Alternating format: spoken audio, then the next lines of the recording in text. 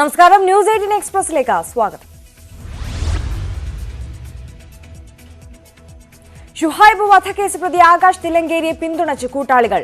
ജിജോ തില്ലങ്കേരിയാണ് ആകാശിനെ പിന്തുണച്ച് രംഗത്ത് വന്നത്. കൊല്ലാൻ പറഞ്ഞാൽ പിന്നെ ഉമ്മ വെച്ച് വിടാൻ പറ്റുമോ എന്ന ഫേസ്ബുക്ക് കമന്റ്.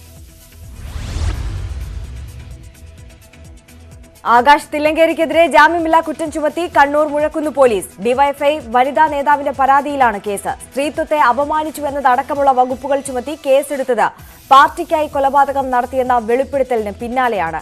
മട്ടന്നൂർ സ്റ്റേഷനിലും തില്ലങ്കേരിക്കെതിരെ കേസുണ്ട്. ഷുഹൈബിന്റെ ചോരയ്ക്ക് സിപിഎമ്മിനെ കൊണ്ട് കോൺഗ്രസ് എണ്ണി കണക്ക് പറയിപ്പിക്കുമെന്ന് കെപിസിസി പ്രസിഡന്റ് കെ സുധാകരൻ. സിപിഎമ്മിന്റെ അറിവോടെയും സമ്മതത്തോടെയുമാണ് മട്ടന്നൂരിൽ ഷുഹൈബിനെ ക്രൂരമായി കൊലപ്പെടുത്തിയതെന്ന കോൺഗ്രസ് ആരോപണം യാഥാർത്ഥ്യമെന്ന് തെളിഞ്ഞു. ഇക്കാര്യം കേസിലെ ഒന്നാം പ്രതി ആകാശ് തില്ലങ്കേരി തന്നെ വെളിപ്പെടുത്തിയത് കേട്ട് കേരളം തരിച്ചുപോയെന്നും സുധാകരൻ.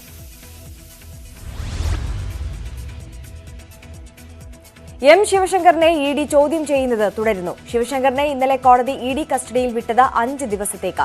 ഈ മാസം 20-ന് ഹാജരാകണം. സ്വപ്നയും ശിവശങ്കറും തമ്മിലുള്ള വാട്സ്ആപ്പ് ചാറ്റ് വിശദാംശങ്ങൾ കോടതിയിൽ സമർപ്പിച്ച് ഇഡി.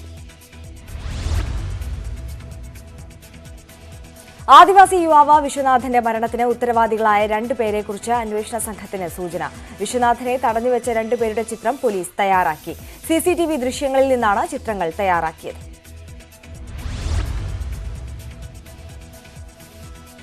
ലാഭം ലക്ഷ്യമിട്ട് കൊണ്ടുവന്ന ഫലോ അവധി നിർത്തലാക്കി KSRTC. 50% വേതനത്തോടെ 5 വർഷത്തെ അവധിക്കുള്ള വ്യവസ്ഥ നിർത്തലാക്കി. KSRTC കണക്ക് കൂട്ടിയത് 3000 പേർ അവധിയെടുക്കുമെന്ന്. എന്നാൽ അവധിയെടുത്തത് 150 പേർ മാത്രം. അവധിയിൽ പോയവർ 3 മാസത്തിനകം തിരിച്ചെത്താനും ഉത്തരവിൽ പറയുന്നു.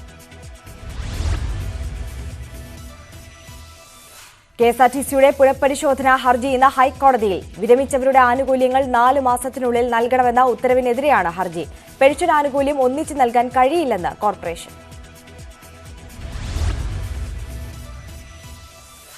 പെരിന്തൽമണ്ണ നിയമസഭാ മണ്ഡലത്തിലെ തെരഞ്ഞെടുപ്പ് ഫലം ചോദ്യം ചെയ്തുള്ള ഹർജി ഹൈക്കോടതി ഇന്ന് പരിഗണിക്കും. കോടതിയെ സമീപിച്ചത് ഇടത് സ്ഥാനാർത്ഥിയായിരുന്ന KP മുസ്തഫ. എണ്ണാതെ മാറ്റിവെച്ച 384 തപാൽ വോട്ടുകൾ എണ്ണാൻ നിർദ്ദേശിക്കണമെന്ന് ആവശ്യം.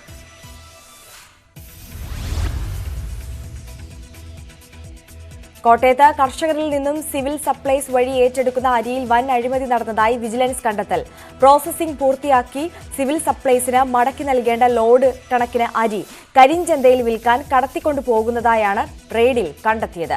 റാണി റൈസിന്റെ പേരിലുള്ള KE അഗ്രോ മില്ലിൽ 7 ലോഡ് അരി കടത്തുന്നതായി തെളിവുകൾ.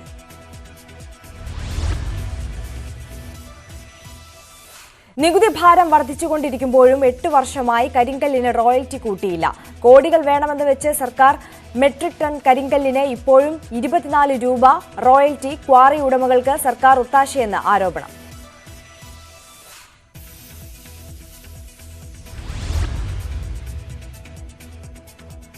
രോഗികൾക്ക് ഭീഷണിയായി കൊച്ചി പൂത്തോട്ടയിലെ സാമൂഹികാരോഗ്യ കേന്ദ്രം.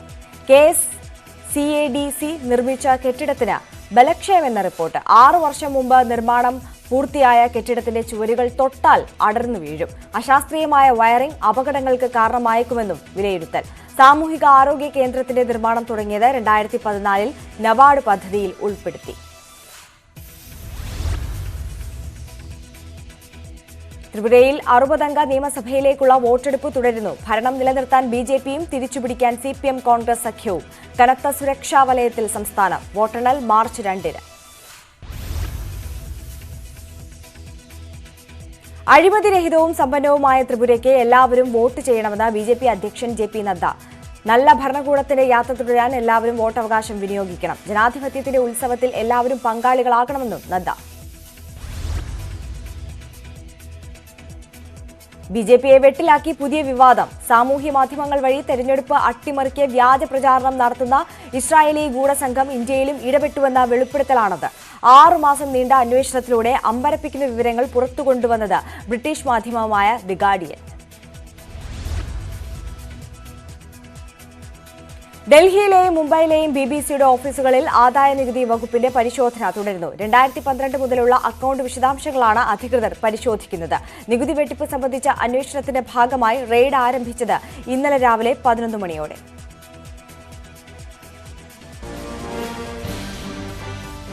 കോന്നി താലൂക്ക് ഓഫീസിലെ കൂട്ട അവധിയിൽ ജീവനക്കാർക്കെതിരെ നടപടി വേണമെന്ന് ജില്ലാ കളക്ടർ.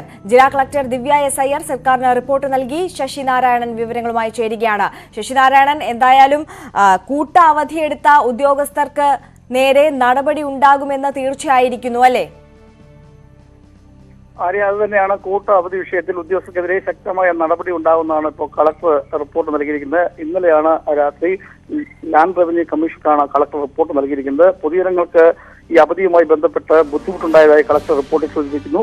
അനധികൃതമായി ഓഫീസിൽ നിന്ന് മുങ്ങിയ ജീവനക്കാർക്കെതിരെ നടപടി വേണമെന്നാണ് പ്രധാനമായും ഇതിൽ റിപ്പോർട്ടിൽ സൂചിപ്പിച്ചിട്ടുള്ളത്. എന്തായാലും ഈ പ്രവൃത്തി ദിവസം ഈ ലീവ് എടുക്കാതെ ഇത്തരത്തിൽ വിനോദയാത്രയ്ക്ക് പോയത് വലിയ വീഴ്ചയായെന്നും സൂചിപ്പിക്കുന്നുണ്ട്. എന്നാൽ റിപ്പോർട്ട് ശേഷമായിരിക്കും ഈ ഉദ്യോഗസ്ഥർക്കെതിരെ റിപ്പോർട്ട് കൊടുത്തിട്ടുണ്ട്. അതിന്റെ അടിസ്ഥാനത്തിലായിരിക്കും ഇനി നടപടി ഉണ്ടാകുക. കഴിഞ്ഞ ദിവസങ്ങളിലൊക്കെ ഈ ഉദ്യോഗസ്ഥരെ കളക്ടറേറ്റിൽ വിളിച്ച് അവരുടെ മൊഴി രേഖപ്പെടുത്തി ഇവരുടെ വിശദീകരണം തേടുകയും ചെയ്തിരുന്നു. അതിനുശേഷമാണ് ഇപ്പോൾ ജില്ലാ കളക്ടർ ഈ കൂട്ട അവധിയുമായി ബന്ധപ്പെട്ട് റിപ്പോർട്ട് ലാൻഡ് റവന്യൂ കമ്മീഷണർക്ക് നൽകിയിരിക്കുന്നത്. അറിയാം ശശിനാരായണൻ, ഈ കൂട്ട അവധി എടുത്തു പോയവരിൽ ലീവ് സമർപ്പിക്കാത്തവർക്കെതിരെ മാത്രമാണോ നടപടി ഉണ്ടാവുക, അതോ എല്ലാവർക്കുമെതിരെ നടപടിയെടുക്കാനുള്ള അല്ലെങ്കിൽ താക്കീത് നൽകാനുള്ള നിർദ്ദേശമുണ്ടോ റിപ്പോർട്ടിൽ? ഇത്തരമൊരു കൂട്ട അവധി എടുക്കാനുണ്ടായ സാഹചര്യം, ഇത് വിനോദയാത്രയ്ക്ക് പോയെങ്കിൽ തന്നെ ഓഫീസിന് ഇത്രയും പേർ മാറി നിൽക്കുന്നത് ഓഫീസിന്റെ പ്രവർത്തനത്തെ അത് സാരമായി ബാധിച്ചിട്ടുണ്ട് എന്നുള്ളതാണ് റിപ്പോർട്ടിൽ സൂചിപ്പിച്ചിട്ടുള്ളത്. എന്തായാലും കളക്ടർ ഇക്കാര്യത്തിൽ കൃത്യമായൊരു മറുപടി തന്നെ നൽകിയിട്ടുണ്ട്. കാരണം ഈ റിപ്പോർട്ട് സൂചിപ്പിച്ചിട്ടുണ്ട്. അതിന് പ്രധാന കാരണം ഈ അവധി വിഷയത്തിൽ ജനങ്ങൾക്കുണ്ടായ ബുദ്ധിമുട്ട് അത് വലിയ വാർത്തയാവുകയും ചെയ്തു, വലിയ പ്രതിഷേധങ്ങൾക്ക് കാരണമാവുകയും ചെയ്തു. അതിന് കാരണക്കാരായ ഉദ്യോഗസ്ഥർക്കെതിരെ ശക്തമായ നടപടി വേണമെന്നാണ് റിപ്പോർട്ടിൽ സൂചിപ്പിച്ചിട്ടുള്ളത്. കഴിഞ്ഞ കുറെ ദിവസങ്ങളായി ഇതുമായി ഉണ്ടായ വിവാദങ്ങളും ഈ പറഞ്ഞ താലൂക്ക് ഓഫീസിനെ സംബന്ധിച്ച വിവാദങ്ങളൊക്കെ ഈ ഉദ്യോഗസ്ഥരെയും പ്രതിക്കൂട്ടി നിൽക്കുന്ന MLA അടക്കം ഉള്ള ആളുകളുടെ ഒരു പ്രതിഷേധം കൂടി ഉണ്ടായിരുന്നു. ഇതെല്ലാം കണക്കിലെടുത്തുകൊണ്ടാണ് ഇപ്പോൾ റിപ്പോർട്ട് ഇവരുടെ എല്ലാം വിശദീകരണം തേടിയതിനു ശേഷമാണ് ഇപ്പോൾ റിപ്പോർട്ട് സമർപ്പിച്ചിട്ടുള്ളത്. ഈ കൃത്യമായി ഇതിനകത്ത് ഈ ലീവ് എടുക്കാതെ പോയവർക്ക് എന്തായാലും നടപടി ഉണ്ടാവും. മറ്റ് അവധി അപേക്ഷ നൽകിയതിനെ കുറിച്ചുള്ള കാര്യങ്ങളെ കുറിച്ച് നമുക്ക് വ്യക്തമല്ല. എന്തായാലും അവധി എടുക്കാതെ ഈ വിനോദയാത്രയ്ക്ക് പോയ ഉദ്യോഗസ്ഥർക്കെതിരെയായിരിക്കും കർശന നടപടി ഉണ്ടാകുക. എന്തായാലും സർക്കാർ ഈ ഓഫീസിലുണ്ടായ വീഴ്ച വലിയ ഗുരുതര വീഴ്ചയായി തന്നെയാണ് റിപ്പോർട്ടിൽ സൂചിപ്പിച്ചിട്ടുള്ളത്. ആര്യ, ശരി. കോന്നി താലൂക്ക് ഓഫീസിലെ കൂട്ട അവധിയിൽ ജീവനക്കാർക്കെതിരെ നടപടി വേണമെന്ന് ജില്ലാ കളക്ടർ ദിവ്യ എസ് അയ്യർ സർക്കാരിന് റിപ്പോർട്ട് നൽകിയിരിക്കുകയാണ്. ശശിനാരായണനാണ് വിവരങ്ങൾ നൽകിയത്. സംസ്ഥാനത്ത് പകൽ താപനില ഉയരുന്നു. പാലക്കാട്, കണ്ണൂർ ജില്ലകളിൽ താപനില 40 ഡിഗ്രി സെൽഷ്യസിന് മുകളിൽ. പാലക്കാട് എരുമയൂർ 40.6 ഡിഗ്രി സെൽഷ്യസ് താപനില രേഖപ്പെടുത്തി. അടുത്ത 5 ദിവസം മഴ മുന്നറിയിപ്പ് ഇല്ല. നെല്ല് സംഭരണത്തിന് തുക കൈമാറാൻ കേരള ബാങ്കിൽ അക്കൗണ്ട് വേണമെന്ന സർക്കാർ നിർദ്ദേശം തള്ളി കർഷകർ. നിലവിൽ കാർഷിക വായ്പകൾ അടക്കം നൽകിയിട്ടുള്ള ബാങ്കുകളിൽ നിന്ന് അക്കൗണ്ട് മാറ്റുക പ്രായോഗികമല്ല. സംഭരിച്ച തുക നൽകാത്തതിൽ പ്രതിഷേധിച്ച് ഐക്യ പാടശേഖര സമിതിയുടെ നേതൃത്വത്തിൽ കർഷകർ നാളെ കളക്ടറേറ്റ് ഉപരോധിക്കും.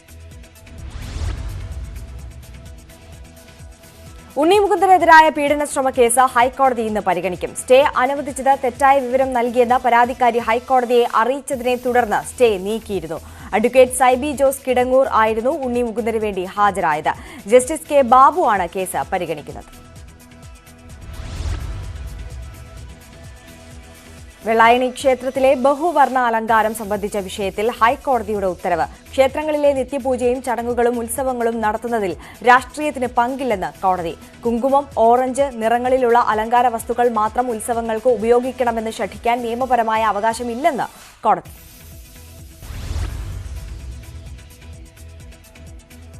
മുസ്ലിം ലീഗ് മലപ്പുറം ജില്ലാ സമ്മേളനത്തിന് ഇന്ന് തുടക്കം. ജില്ലാ അധ്യക്ഷൻ പാണക്കാട് അബ്ബാസ് അലി ശിഹാബ് തങ്ങൾ പതാക ഉയർത്തും.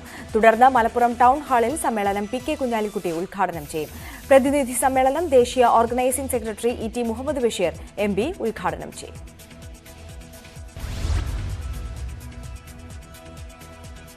ജലവിഭവ വകുപ്പ് സെക്രട്ടറി അശോക് കുമാർ സിംഗ് IASനെ വാട്ടർ അതോറിറ്റി ചെയർമാനായി സർക്കാർ നിയമിച്ചു. 1999 ബാച്ച് IAS ഉദ്യോഗസ്ഥനാണ് അദ്ദേഹം.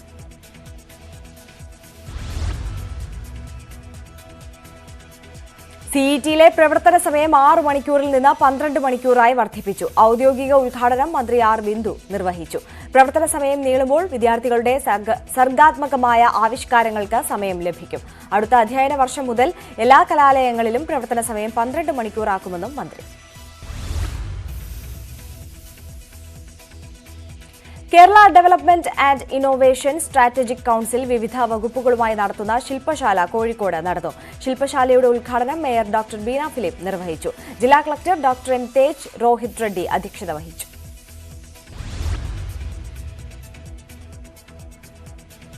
ആലപ്പുഴ നഗരത്തിലെ ജില്ലാ കോടതി പാലം, പള്ളാത്തുരുത്തി ഔട്ട് പോസ്റ്റ്, കൈനഗിരി പാലം എന്നിവയുടെ സ്ഥലമേറ്റെടുപ്പുമായി ഊർജിത ശ്രമം. കളക്ടറേറ്റിൽ അടിയന്തര യോഗം ചേർന്നു. എംഎൽഎമാരായ എച്ച് സലാം, പി പി ചിത്തരഞ്ജൻ എന്നിവരുടെ സാന്നിധ്യത്തിലാണ് യോഗം ചേർന്നത്.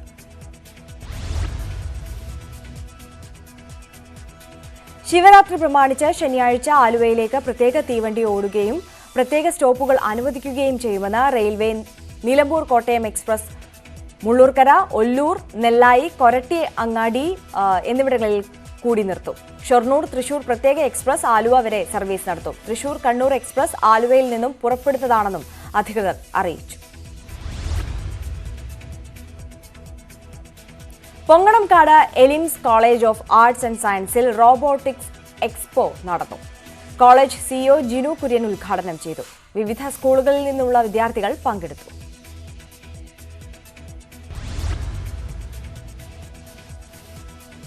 രണ്ടാമത് ലിറ്റാറ്റ് കഥാപുരസ്കാരം അമൃത എസിന്. P K Parakkadavu, doctor Suneetha T V, doctor C Ganesh എന്നിവരടങ്ങിയ ജൂറിയാണ് വിജയിയെ തെരഞ്ഞെടുത്തത്.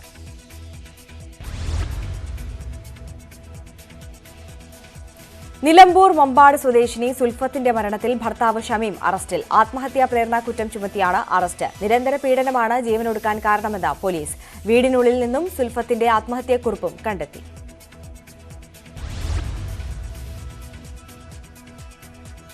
തിരുവനന്തപുരം നഗരസഭയുടെ ആഭിമുഖ്യത്തിൽ സംഘടിപ്പിക്കുന്ന ബീച്ച് കായികമേളയ്ക്ക് ഇന്ന് തുടക്കം. മന്ത്രി വി അബ്ദുറഹ്മാൻ ഉദ്ഘാടനം നിർവഹിക്കും. മേയർ ആര്യ രാജേന്ദ്രൻ അധ്യക്ഷത വഹിക്കുന്ന ചടങ്ങിൽ മന്ത്രി ആന്റണി രാജു മുഖ്യാതിഥിയാകും.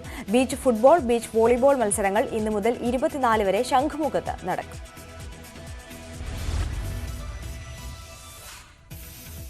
പെരിന്തൽമണ്ണയിൽ പ്രായപൂർത്തിയാകാത്ത പെൺകുട്ടിയെ പീഡിപ്പിച്ച കേസിൽ ജാമ്യത്തിലിറങ്ങി മുങ്ങിയ പ്രതി പിടിയിൽ. കൊളക്കാടൻ ഷമീമിനെയാണ് രാമനാട്ടുകരയിൽ ഒളിവിൽ കഴിഞ്ഞ സ്ഥലത്ത് നിന്ന് പിടികൂടിയത്. 2022 കേസിന് ആസ്പദമായ സംഭവം. പെൺകുട്ടിയെ പീഡിപ്പിച്ച് ഗർഭിണിയാക്കിയ പ്രതി ജാമ്യത്തിലിറങ്ങി ഒളിവിൽ പോവുകയായിരുന്നു. കൊല്ലം അഞ്ചലിൽ വയോധികനെ റോഡിൽ മരിച്ച നിലയിൽ കണ്ടെത്തി. അഞ്ചൽ പയനഞ്ചേരി സ്വദേശി വിജയൻ പിള്ളയാണ് മരിച്ചത്. അഞ്ചൽ ചന്തമുക്കിലെ മാർക്കറ്റിലേക്ക് പോകുന്ന റോഡിലാണ് മൃതദേഹം കണ്ടെത്തിയത്.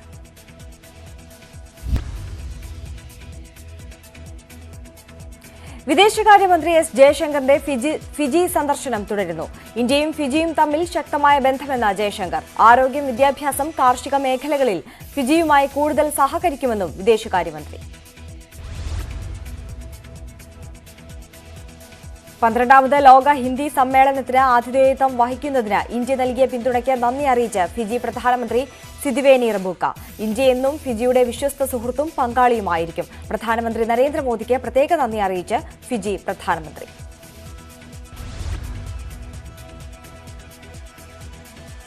നിക്കോളാ സർജിയന്റെ അപ്രതീക്ഷിത രാജി തീരുമാനത്തിന് ശേഷം സ്കോട്ട്ലൻഡിന്റെ പുതിയ മന്ത്രിയെ കണ്ടെത്താനുള്ള ശ്രമം ആരംഭിച്ചു. പുതിയ നേതാവിനെ തിരഞ്ഞെടുക്കാനുള്ള ടൈം ടേബിൾ തയ്യാറാക്കാൻ SNPയുടെ ദേശീയ എക്സിക്യൂട്ടീവ് കമ്മിറ്റി ഇന്ന് വൈകിട്ട് യോഗം ചേരും.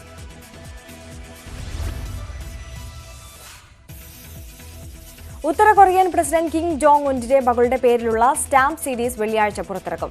രാഷ്ട്രത്തിന്റെ അടുത്ത ഭരണാധികാരിയായി മകളെ വാഴിക്കുന്നതിന്റെ സൂചനയാണിതെന്ന് world institute for north Korea studies അറിയിച്ചു.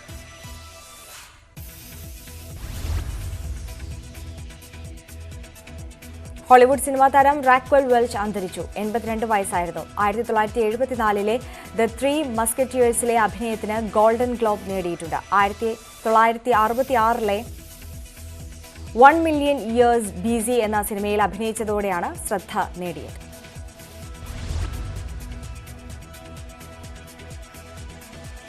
ഇംഗ്ലീഷ് പ്രീമിയർ ലീഗിൽ മാഞ്ചസ്റ്റർ സിറ്റിക്ക് ആവേശജയം. ആഴ്സണലിനെ 1-3 ഗോളുകൾക്ക് തകർത്തു.